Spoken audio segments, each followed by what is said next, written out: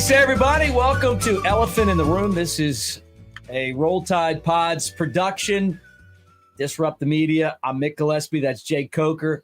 We're talking Alabama football like we do twice a week with you guys. Like and subscribe, man. Make sure that you're part of what we're doing here, and you're talking sports with us, and also comment. We want to hear what you have to say. Do you want to come in and have a beer with us as we're talking sports? Tell us that. What beer would you put on there? What do you think about Alabama football? We want to hear all that stuff as well. Let's be engaged here as we talk about things going on. This show's brought to you by MyBookie, mybookie.ag. As you're making your picks, we're going to talk about our picks today on the show. Remember, mybookie.ag, 110% price match when you sign on. Lot of very interesting lines. I know you want to get into that. Oh, yeah. And we're going to talk about that. And if you need any help making your picks, Lance's Lock. And Lance is going to be in Tuscaloosa for the game on Saturday.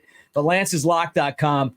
I think LT does a fantastic job kind of getting all of the, getting you ready for all of these games. All right. What's up, dude? How you doing? It's not much to talk about, right? Yeah. Few pretty good lines I want to talk to you about. Ones that I'll get your take real quick and I'll just know which way to bet here in a minute. But to go the other way. What if I freak you out and take what you're going to do? I'll just have to fade myself. Fade. Well, look, it's Alabama and LSU week. We heard from Nick Saban. He's talked about Jaden Daniels, and honestly, you can't take anything away from Daniels and what he's been able to do offensively. He talked about how Daniels beat up Alabama last year, torched Alabama, or whatever he said in the press conference. Daniels is legit, man. I mean, runs and throws the football. He's the toughest challenge that Alabama's going to have this year. Yeah, at least so far. I mean, yeah, it's great to have a quarterback of that caliber, but and you've got a defense as bad as they have. It's kind of hard to score enough points whenever your defense is giving up probably over 24 points a game. I mean, look, it's going to be a hell of a game. I thought the line should have been at least 7. What's that tell you? Well, when I was talking to a few guys earlier, and I was like, man, if it's around 3 or 4, LSU may win this game outright. Really?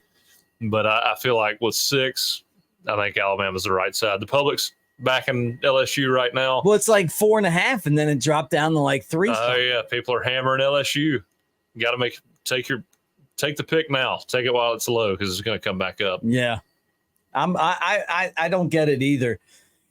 I know football has kind of changed a lot, and it's changed a lot even in the Saban era.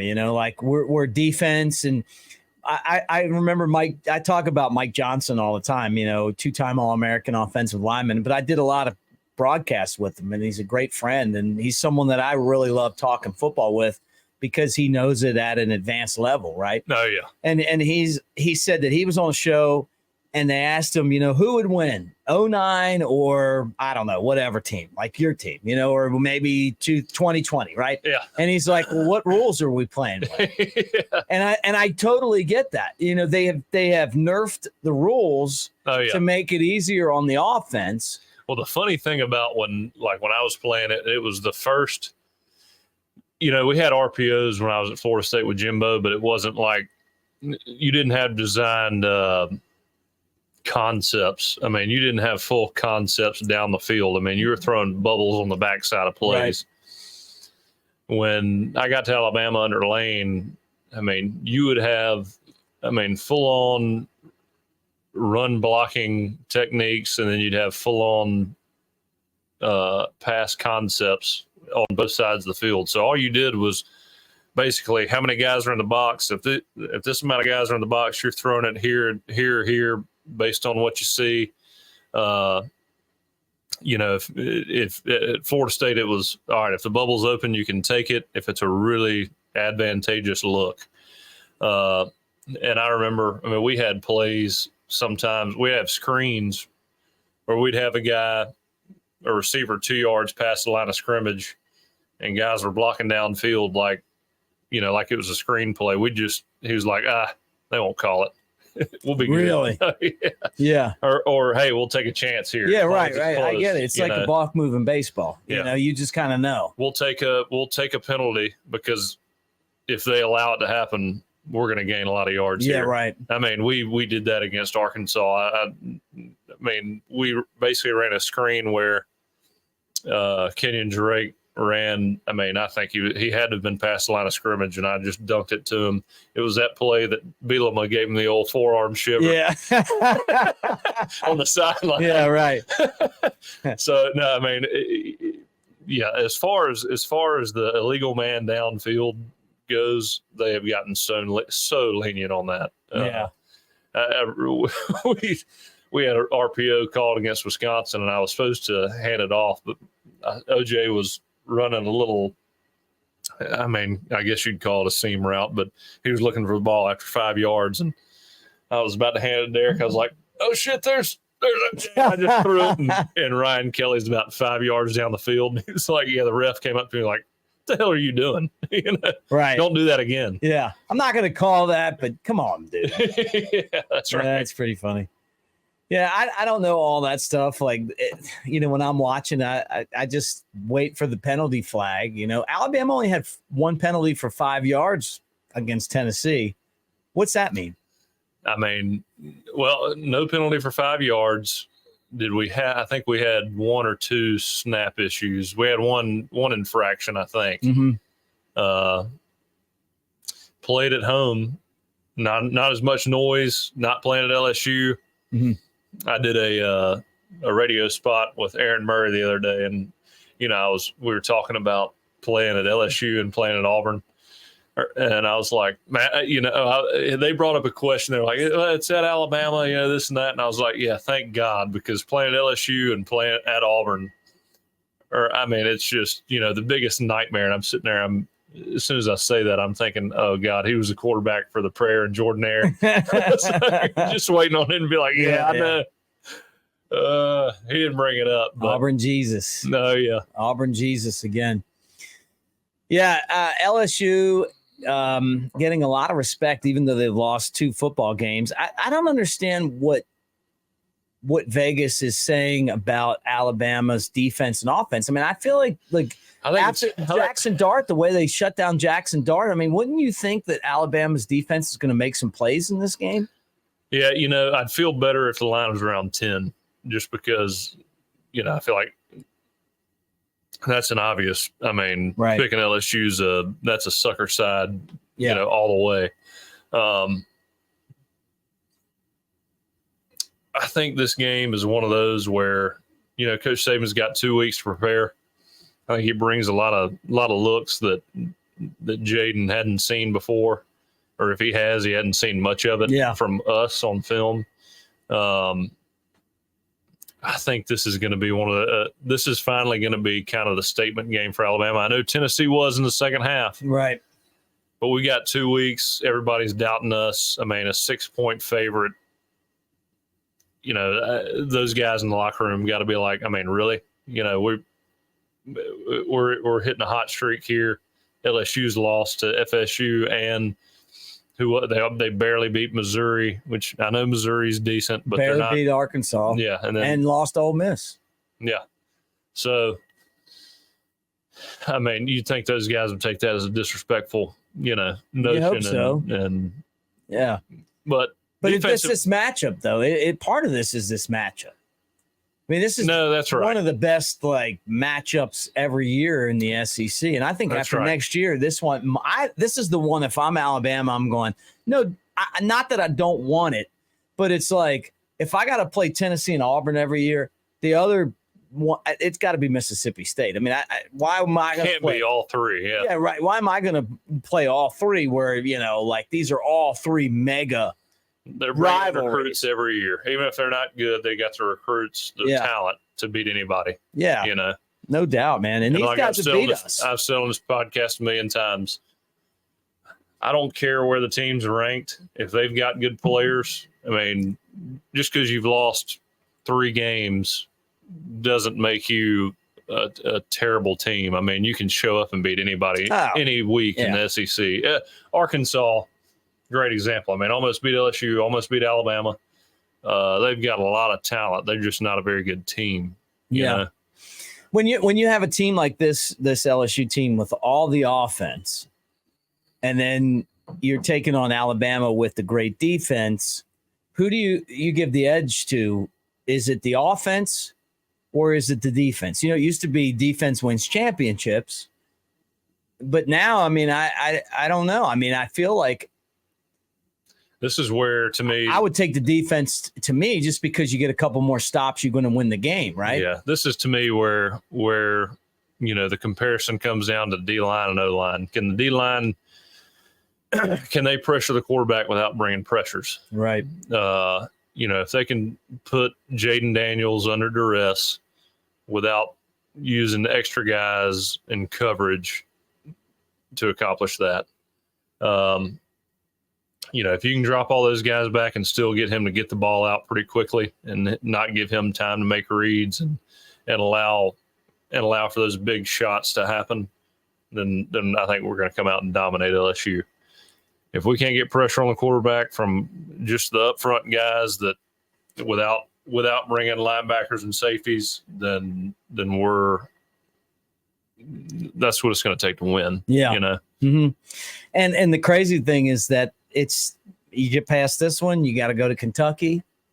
You got you got the scrimmage. Is also that's another tough game too, man. I mean, I know. You saw the way they played Tennessee. I mean, their team, they don't have a whole. I mean, Coach Stoops to me is one of the best coaches in the SEC, but you know, you're hamstrung at Kentucky, and I hate to say that because I love Coach Stoops and you know, I love what he's built there, but I don't know if the ceiling is much higher for him because I don't think you can get those guys to come to Kentucky unless you come up with a bunch of money. Yeah, that's right. Like what he said, and he mentioned that after they lost to Georgia, and people were like, "Oh, what is he saying?" What he's saying is exactly right. Like, if you're Kentucky fans and you want to be a good football program, start divvying the loot out because that's how you do it now. Oh yeah, I mean it's like what we talked about with Jimbo and Coach Saban, that feud they had. You know, Jimbo got all upset, but at the same time, it is legal now. Yeah, I mean you can go through the fine print and find a few, you know, errors here and there, but for the most part, guys are buyable. Yeah, and that's, if you're going to compete in college football, you better be able to buy them, because at the end of the day, unless a guy, you know, grows up and is a huge Alabama fan through and through, or a Auburn, Ole Miss, Mississippi State, Tennessee, you know, if you're check hitting the biggest, then they're not coming to you. There was a guy that once wrestled, very, very famous wrestler named he was the $1 Million Man, and he used to say every man has his price. Do you remember him? That's right. And I think that's the way it is these days. Yeah, that's right. He had a bodyguard named Virgil. Do you remember him? I know that every man has his price, and I can see his face. Yeah, you know what I'm talking about. Yeah. And I'm wondering, like, you know, what that is for Kentucky. But I'll tell you about Jaden Daniels. The guy's completing passes 73%. He's got 25 touchdowns and 3 interceptions. He's legit, man. He can run the football. He can throw the football. These are the type of quarterbacks that have given Nick Saban problems over the years. You know, just because they can do two things at once. And I'm curious to see how Alabama defends him. But I also feel like with a week off and a team that's focused, I think at least for one half of this football game, this guy's going to be confused. Yeah. I always worry about these bye weeks because you got a week to kind of get out of your rhythm and you know, not be in that same schedule. And, you know, people may think bye weeks are a great thing. I really don't. I always liked having a game every week, having the same schedule, doing what you're supposed to do. Sometimes it kind of gets you out of whack with that week off and not that same schedule. But I think the game plan is going to be there. I mean, when have you ever seen? Very few times have you seen Coach Saban unprepared for a game. Yeah, never. I mean, usually when we lose, it seems to be undisciplined football, and whether it's false starts, holds, also all these penalties that we've had this year. Just from being a young team, but again, seems like we're hitting our stride, and I think that second half versus Tennessee gave us a lot of confidence, and it just seems like a brand new team, And again, now look, first half Tennessee game, Joe Milton plays like Jaden Daniels, so Jaden Daniels comes out there, and there's not a whole lot of pressure on him throughout the whole game, and our offense, goes a couple 3-and-outs and gives him plenty of time. We could be in trouble, but I just don't see that happening. Were you surprised at the line though, being like 4.5?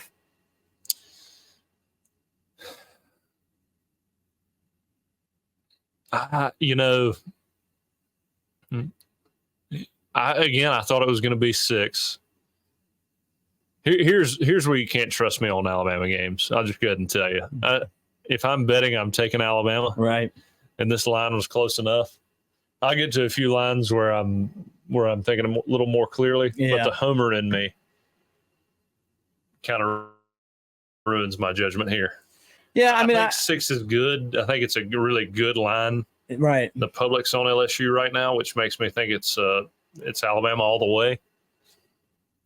I think that's right about where the line should be, 6-7. Right. So under that, then you take Alabama, and you're confident with that. Well, you're confident with that. Well, the way that I pick now says, you're waiting for me to take Alabama, and then you're going to take LSU. Like if LSU was 2.5, yeah, that's right. That's right. If LSU was 2.5, I'd be wanting to take LSU. I wouldn't take that bet because I can't bet against Alabama. But I mean, 2.5 tells me, okay, Vegas knows LSU's going to win somehow, and it's crazy. I wish I would have understood betting and knowing lines when I was playing, because I would look at them and be like, all right, why is it this? Yeah, right. I'd love to. Can you look up what the Ole Miss line was in 2015 versus us? Oh, let's see. I will. Because I'd love to know what that line was. I mean, if there was anything that tipped Vegas off that we were going to lose that game. I want to say it was like at least 10, right? If it was, then Vegas didn't know anything, because that week of practice sucked. Did it? Yeah, it did. 7. Then, yeah, I mean. Does that make sense? I mean, no, maybe that was, let's see. It says 7, but. What were they ranked back then? I can't remember. I think they were ranked 15th or something. And we were like 4 or 5, maybe. Yeah. I'm still looking here, but I know we were favored, but I don't know. I don't know. 7, 6.5, 7. Yeah. Okay. Well, that kind of makes you think. And it opened up at 8.5. Is what this is telling me. I don't know. That's another thing. Vegas wanting you to take Alabama at 8.5. I'll tell you. Ole Miss. I had this. I'll tell you, man. I'll never forget that game. Yeah. Ole Miss opened at 8.5. Moved down to 6.5 and ended up at 7. I'll tell you this. I'm doing the post-game show on the Tuscaloosa local radio station. I bet that's a fun show. Well, I hated doing it. I don't even know why I even did it. Because it was after the Crimson Tide Sports Network's show, and their show was it was 50 Golden Flake commercials, and then hey, what'd you think about the game? We'll take a call. I thought we sucked today. All right, back to and they would go to commercial. So by the time you get it gets to you, nobody's left. Like Oh, yeah. everybody's like watching TV and stuff. There's no Get their calls. mind off the game. Oh yeah, dude. Like now, I mean, I do one on YouTube and I can't even answer enough calls. Like I'm like, all right, 6 calls in. Like, all right, guys, we'll talk to you next week. You know, like Oh yeah. that show. Like you'd be like, all right, does anybody else want to talk about this? Anybody? Anybody? Nobody cared. Okay, all right, night, guys. And I'll remember because I'm at the game and I'm like, I got to get to the studio to do this. I don't even know why I'm in a hurry. I guess just because of traffic, because I have an hour and a half or 2 hours between the time that CTSN gets done and we're coming on. And I leave, and then all of a sudden, like all the scoring happens. Oh, So I'm leaving the stadium. I hear all the roaring. I get back there. So I had a buddy, an Ole Miss buddy in town, and it was before Uber hit Tuscaloosa. And he was like having like the time of his life, you know, like, man, I never thought would see this happen, you know, like winning in Tuscaloosa, you know, like but he couldn't get back to my house because there was no cabs and no Uber. And you remember like Tuscaloosa was like the last city to have Uber. And so a couple of my other friends prank called my show and kept acting like they were him trying to get an Uber. So like the only calls I got were my friends prank calling, pretending to be him trying to get an Uber. Oh yeah. Because I was like, hey, can you guys give him a ride? Like that was a bad idea. That was a bad idea.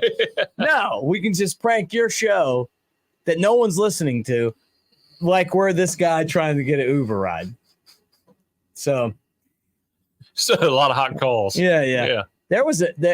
I've had some good Ole Miss Alabama. I forgot and the funny thing is like you and Ryan, you know, you guys are in here. Oh yeah. I'm dismissive of that Ole Miss Alabama game, you know, because I don't know. I've just been around a long time and you know, they haven't beat us a lot.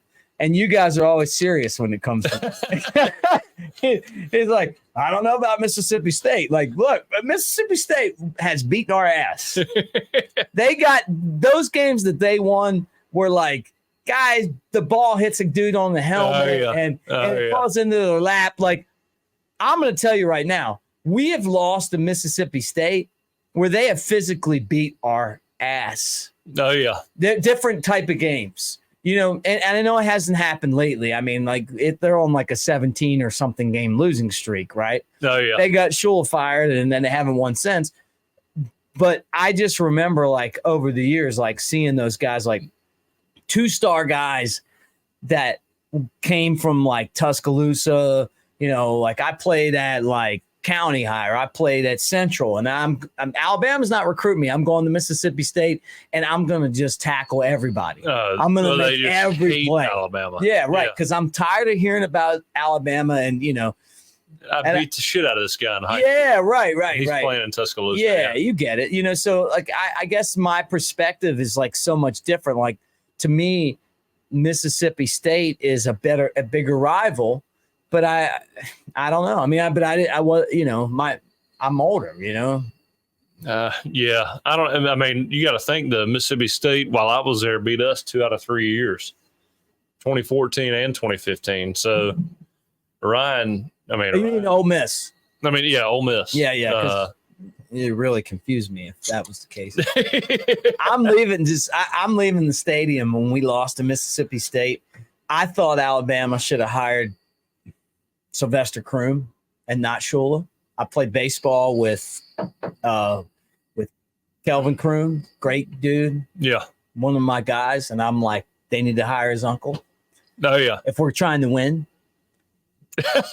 Yeah. And then we don't, you know what I mean? Like if we're trying to win and we're not, you know, and then we got, you know, what was the reasoning behind Shula? Because he was a quarterback at Alabama? No comment.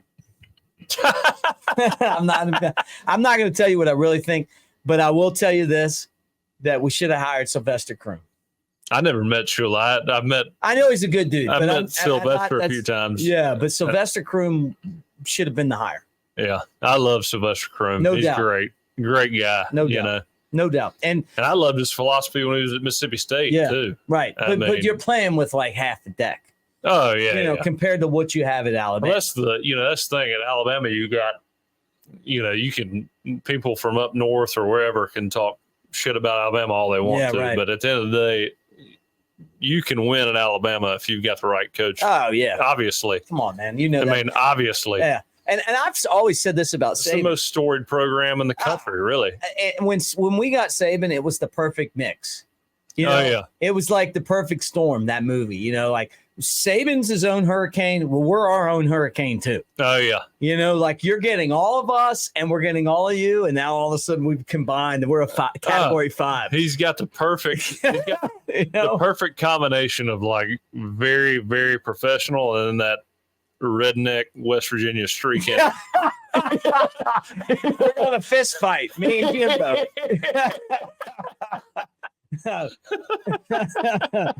The ultimate combo. There's a place in West Virginia called Polka, and their team is the high school is the Polka Dots. That's true. Polka, West Virginia. I'd love to see a polka dot game. Yeah. So it's a great mix. Is that where Randy Moss went? No, but I'll tell you, Randy Moss is one of my favorite all-time players, man. That Marshall. I remember him. They played West Virginia won't play Marshall because they don't want Marshall to turn out like Auburn. Yeah. Oh yeah. And so, but they played a little bit. Yeah. And West Virginia's always beaten Marshall. West Virginia's like top part of the state, and then Marshall's like down at the bottom. And the way that they do this is that this is the state, right? Like this or like this. And so Marshall's down here. And like West Virginia's WVU's up here. So they play and West Virginia scores and they're doing all their drives. And then they just throw the ball to Randy Moss and he just runs past everybody. You're like, whoa. I remember watching that. That was before like it was hard to find that game. Yeah. Now it'd be like, and that's how Chad Pennington became the starter of the New York Jets. Chad Pennington, yeah. And I mean Chad Pennington, Chad Pennington was a great quarterback in college. Oh yeah, Well, it's I mean, why didn't he go to Tennessee? He was from Knoxville, wasn't he?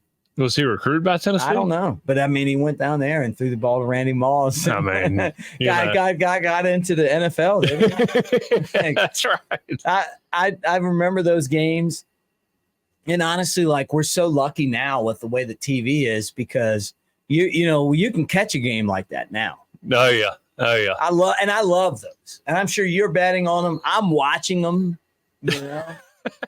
Like last year when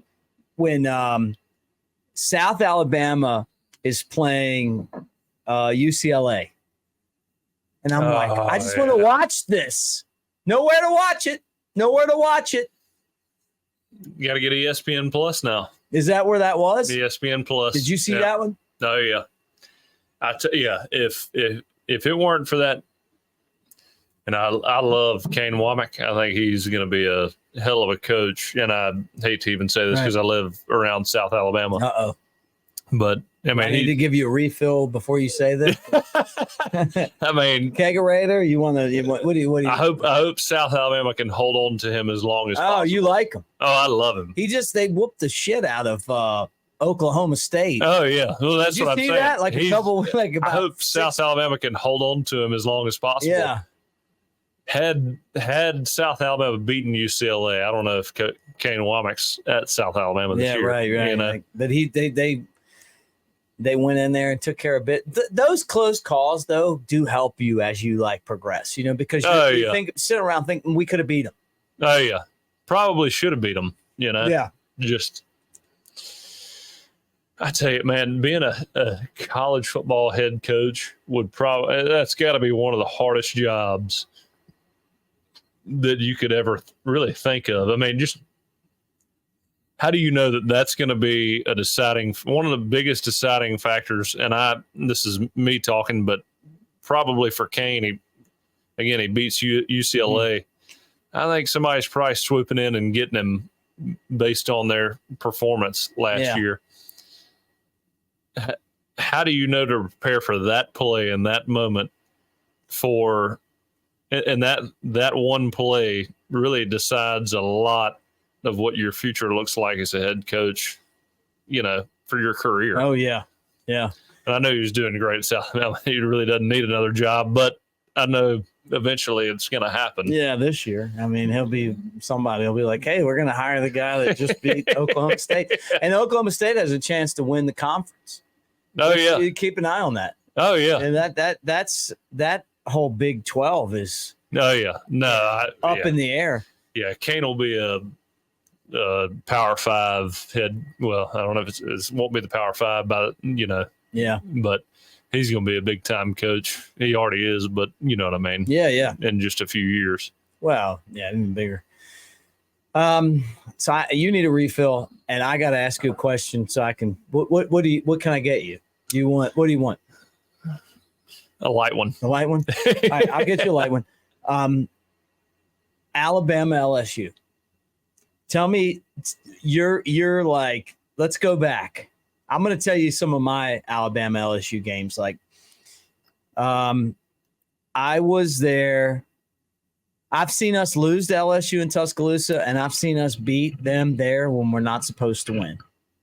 This is the weirdest rivalry that Alabama has. I mean, going back to like tip balls where we had a little bit of there was a run where Alabama didn't lose to LSU in Baton Rouge or in Louisiana from 1969 to like 2000. I think it was 2000 or 2001 or something before when Saban was there. So maybe it was 2000. Yeah, just like double the length of the It's Tennessee. crazy. It was all the way from Bear Bryant, Yeah. Oh, yeah.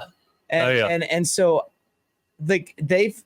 Isn't it funny? Saban kind of screwed himself and building LSU up. I know. He's fighting his own monster. You did that. Yeah, you did that. This is you. To me, the TJ Yeldon one was the most amazing. My son was a little baby at the time, and I'm watching the game, and we score, and my wife thought I was going to kill him. I'm running around the house. I got him tucked under my arm like a football. Oh, yeah. I'm doing that. I mean, I'm going crazy. He thought it was great. She didn't think it was. How was he, like 3 then? He was like a little dude. Like he was like a football. You know what I'm talking about? Like we lived in Tuscaloosa. I'm like, I couldn't believe that one. Last year was probably the most disappointing of those games because I thought we were the better team and we were so uncreative. I know you like Bill O'Brien. I respect him. I just thought last year that they needed to be more creative with the offense, and they did towards the end of the year. They should have started it then with the creativity. But at the same time, like this rivalry is really interesting. I was down there. We lost to them. I want to say it was like 2010 maybe or 2011. I don't know, some way long time ago. We had a 6-3 game, the game of the century. No, I was at that one too. Man, that was. And then I was at I was at that one, and then I was at that one. I sat with Cheryl Yingling of Yingling Lager, got us all tickets at the 50. So that was awesome. I was high-fiving Tim Brando. Somebody reminded me about that recently. But that after the game of the century, I was in the zone for the game of the century, and I had a lot to drink, and I thought that we had scored a touchdown, but it was really an interception. Oh, yeah. Remember that play? Oh, yeah. And I was going to crowd surf, but maybe everybody wasn't down with that. And I think back on that, and I'm like, can you imagine if you crowd surfed and realized it was an interception? Yeah, afterwards? I think they realized it first, but oh well, that was a tough one. But then, and then after that, after we ran them out, I was in I stayed in the same hotel that LSU did for the national championship game, and we were all in there, and after we won, I saw Les Miles come in, and just the look on his face, that disappointment, I really did feel sorry for him. Like, and not even in a, like just in a personal way. Like I could feel the pain when he came in after that game. Now, did I love the fact that we whooped their ass? Well, hell yeah, I did. But at the same time, you realize like it is like, you know what I mean? Like as happy as we are. For those guys, it's terrible. Yeah, for those guys, it's like it was terrible. I mean, I don't think people realize, when coaches lose, and they're so guarded in these coaches' interviews after games, you don't really get to see what they're really like. I mean, when they lose a game, not only have they lost, but some of them are looking for new jobs the next year, moving their entire families, adjusting a whole new situation. That's why I didn't want to get into college coaching. But, can you imagine just, you lose, you go to USC, Alabama, LSU. You're an assistant coach. You lose 3-4 games, and all of a sudden you're looking for a new job in a new city on the opposite end of the country in 2 years. Yeah, it'd be tough. So I feel bad for him too. I saw I just saw the look on his face, like, man, here he comes. Like, I couldn't even heckle him. I was like, man. But then you think about some of them. Ed Orgeron. Yeah. Coach, Can you believe that guy won the championship? I think we're going to have to go in a different direction. Where's the door? Yeah. 19 million? Hell yeah. Did you see the commercial, the Roback commercial? He's like in the front, like the front office, and he's like, I don't know. It's like, I love it. It's one of my favorite commercials ever. It's not like on TV. It's like digital commercial. It's like the movie The Blind Side when he's got his appearance, and you're like, can somebody rewind that so I can understand what he said? No, I know. Were you disappointed when the guy from The Blind Side, Michael Orr, said it was all fake? That hurt your soul? Yeah, for sure. It did me too, man. He was a Raven. I loved him as a Raven. Oh yeah. I wanted so bad. I watched that movie, multiple times, and when I was leaving Florida State coming to Alabama, I wanted so bad. I was thinking about doing it. And Coach Saban came to my house, and we were looking at her, we're shaking hands in the front yard. I was this close to being like, hey, like those Windsor balances. I wish I had so bad. You should have. You're young. You don't think, you're like, oh, what do I think about? I wish I had just done it. It was so damn funny. That is classic right there. So how about those Windsor balances? It's like that guy. I wonder if that was his, they said that he was the one that came up with his lines in that movie. I don't know if I believe that. I don't even know. You know him better than I do. I know when I was working for CTSN. He didn't mention any architecture when he came to our house. No. When I worked at CTSN, we would run into him at the airport going places and stuff. I was always scared of him.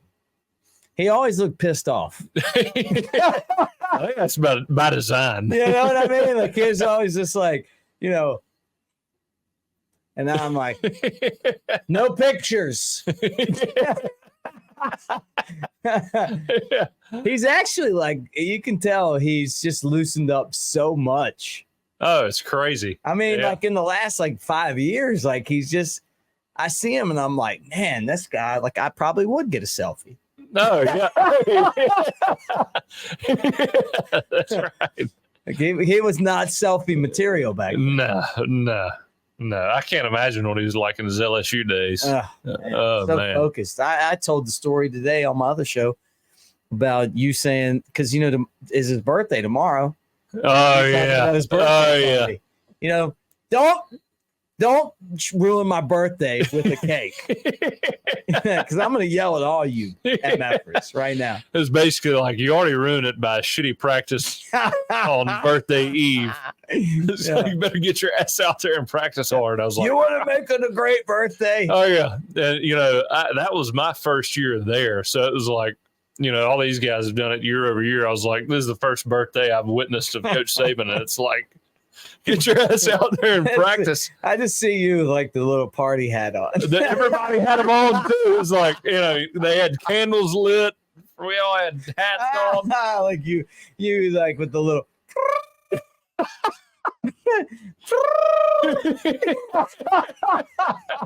And him just being like, cut this shit. Yeah, all of you suck. Get your ass out there and prove me wrong. Yeah, right. I think that's what makes him great, though, is that he's that guy. Oh, Give me a cake. Oh, I yeah. don't want any of that stuff. Oh, yeah. No, All right. I say all that, but like again, if I needed him now, he'd be. I know. Look, we love him. We love him. All right, Alabama, LSU. What's the biggest concern that you have right now? And we'll talk about this again on Thursday. But right now, like what when you look at this matchup, what's the thing? Do you think that like they just score so many points we can't keep up with them? I would say 3 and outs being one, giving LSU a bunch of possessions, and penalties, getting us behind the sticks on first down. I mean, that kind of adds into that 3 and out scenario. Defensively, I think we're fine as long as we play a game where it's pretty even. As far as time of possession goes, the same concern I had against Ole Miss. Ole Miss, we show up, we play, lights out on defense. Offense plays pretty well. Yeah. Eventually. We cannot come out there and give them all, the majority of the time of possession battle in the first half. And then just come up and show up in second half. I mean, Tennessee, look, Joe Milton played a great game first half. Played a lot better than I thought he would. But Jaden Daniels is a totally different quarterback. This offense is a totally different offense. They're a lot better, consistently a lot better. They're not come out in the second half and lay an egg like Tennessee did. So if we can control that ball and not even score every possession. I mean, score. If we score 28 points, I feel pretty comfortable. We score 21 points, I still feel comfortable. I don't know if we'll cover at 21 points. But this offense can get out of hand really quick. We have one mishap on defense, and our offense isn't controlling the ball. We're gonna be in trouble. And I love this Alabama team. I love it. I mean, I think we're it's one of those teams that I think has the potential to be special. But if we don't start running the ball with consistency and having the ability to dominate teams up front and milk clock, say when we're winning a game up by maybe 10 to 7 points, eventually we're going to run into that team that's going to give us problems. Yeah. And at times we've flashed some really, really good drives where we run the ball, but it hadn't been a consistent thing yet where, say you got 8 minutes left and we're up by 7 and you can just, all right, I got my offensive line and I got Derrick Henry. Yeah. I got my offensive line. I got Najee Harris. I got Josh Jacobs. It's always been like, man, I hope we gash them on one play and at least get field position here where we can put them back back towards their 20, 10, 5-yard line. I mean, you correct me if I'm wrong, but I just haven't felt that comfort yet. I haven't either. And running the ball, especially in college, is the key to being a consistent team and win ball games. I don't care what you say. You can be the greatest offense in the country, but if you cannot run the ball, I mean, you are not going to win games consistently. It's just not going to happen. Yeah, and that's what they did last week against Tennessee. They ran the ball. In the second half. Yeah. First half it was like, can we just But running teams are like that, though. Like to be consistent at running, you have to keep running. Yeah, because you got to wear down the defense. Like that's how it's always been. But we have got to get Jalen Milroe more involved in the run game as well. He's going to be. You know why? Because I think he's going to be healthy this week. I know you and I differ on this, but I'm telling you. You're going to see. I'm going to shoot. You shoot him up. Jeff Allen a text. You shoot him. Because I'm telling you right now. Are you shooting this big MFer up before every game? I feel like I think he was hurt. I think that's why Vegas went against Alabama, against Texas A&M. He was in the pocket a lot. Now, I mean, just me. Nobody's told me this. With my own 2 eyes, I saw him running the ball a lot more last game. Now he's had 2 weeks off. I think we're going to see the explosive Jalen Milroe again. I thought he looked pretty good 2 weeks ago. I know, but he wasn't the guy that we saw at the beginning of the year. And you know what I'm Well, talking weren't the about. Mississippi State? Wasn't the Mississippi State Jalen Milroe? Yeah, it was. You know what I mean? I'm like, but it wasn't. That's mixed analysis. Yeah, that's my. As long analysis. as we see the whoosh, Jalen Milroe, we're When good. you see him going, everybody's like this, you'll know. That's right. No, I agree. Against Mississippi State, I saw him take one hit where I was like, "Oh, that's a separated shoulder." And because you have now, so you feel like right now is about the time where he should be getting over that. And see, I think it may be right in the old hip pocket here, and he's back to normal. But I don't know. I'm just telling you, that's just my assessment. I just think that he's going to be as healthy as he's been, and the experience of having to be in the pocket is going to help him. Because now, I mean, look, there were games where he couldn't run at all, and we still figured out a way to win. The Arkansas game, wasn't running around a ton, and made plays in the pocket when he needed to. Moved around and kept his eyes downfield, threw the ball. It is one question I heard too from Aaron Murray is like, do you think that Alabama can sustain these games where they, just make plays at the end of the game and win?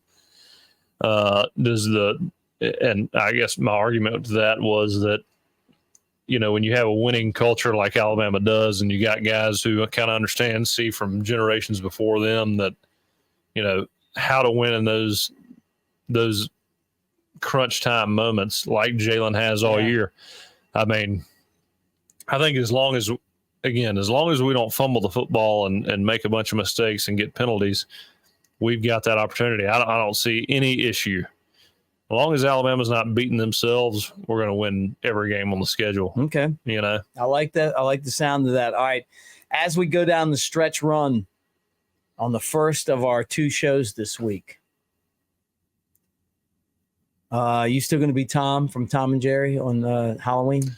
Yeah, I think so. All right, I think so. Throwing that out there. All right, other games to keep an eye on. What do you think the line is on Notre Dame? Throw it out. Hang on one second. Throw it out. Let's see. Well, Notre Dame, Clemson. Clemson is going down the wrong. I love to hear that. Where are they at? Notre Dame or Clemson? I think they're playing at Clemson. At Clemson, they just lost. It was another close game. Notre Dame's going to be favorite by 7.5.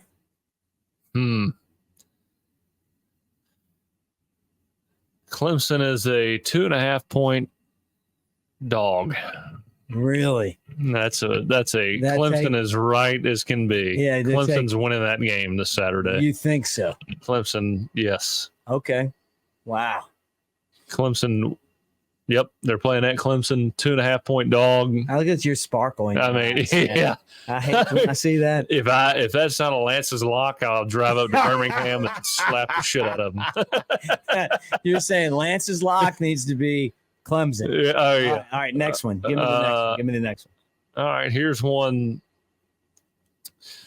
Here's one that's going to be a little bit less of a retirement pick, but A&M Ole Miss. Ooh, A&M Ole Miss. Where is it? It's at Ole Miss. Ole Miss, okay. Ole Miss is on a roll right now. Love to hear that. They're playing some good football. They got a coach named Lane Kiffin. Texas A&M. Texas A&M has the talent to beat them. 3.5 Ole Miss. Shit. Yep, you're right. Yeah. Well, I'll throw that one out. Who are you going to take? Saying A&M. How are you? The public's on Ole Miss. Okay, but I mean, I would right on the bubble there. But I said Ole Miss was a 7-point favorite. All right. Well, you would have figured that, guessed. Right? But they got the talent. All right. USC, Washington. Washington undefeated. USC coming in 2 losses in a row. Yeah. USC, and this is a lot of pressure right now on Lincoln Riley. And they've got a great offense. But Michael Penix is one of my favorite college football players. Love Michael Penix.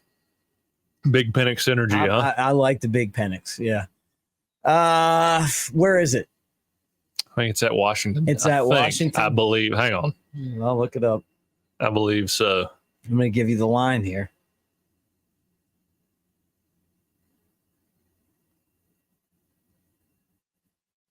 It's at USC. At USC. Okay, so that's going to shrink the line. You're probably going to give them 4 for that. Washington, pretty good. About a 5. 5. Shit. It's USC plus 4, plus 4.5. Yeah, I'm right there. I'm locked in right now. All right. Well, this isn't baseball, man. Clemson's a retirement pick, guys. That's I feel really comfortable right now. I've been here. Who are you taking in that one? USC. You're gonna take the home dog. Oh yeah, that's a good. Always take the home dog. If you take the home dog, they're gonna do you. But this conversation right here proves that Clemson's the one this weekend. Okay. Any more? I think there's one more.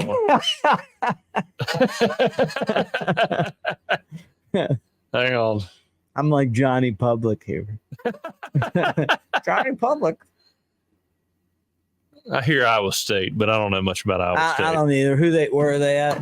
I don't even know. I got some degenerate buddies who talk about gambling all the time. Because I know Iowa State. I think it's Kansas.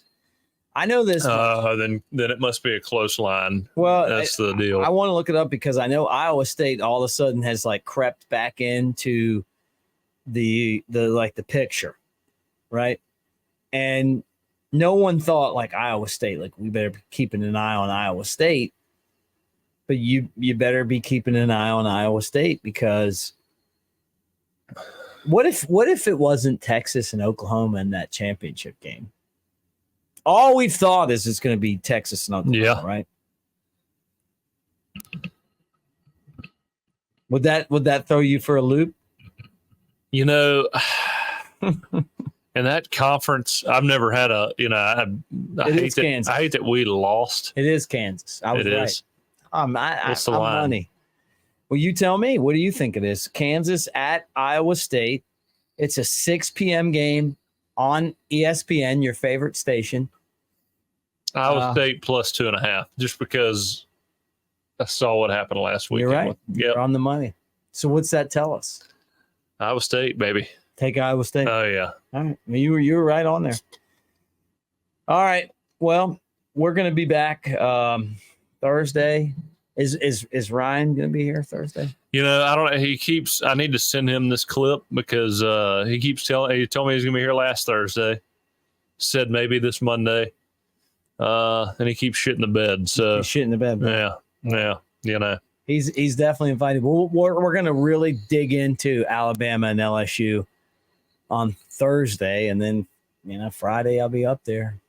Big game. You going to R&R? Yeah, I'll be at R&R. I'll be at Innisfree.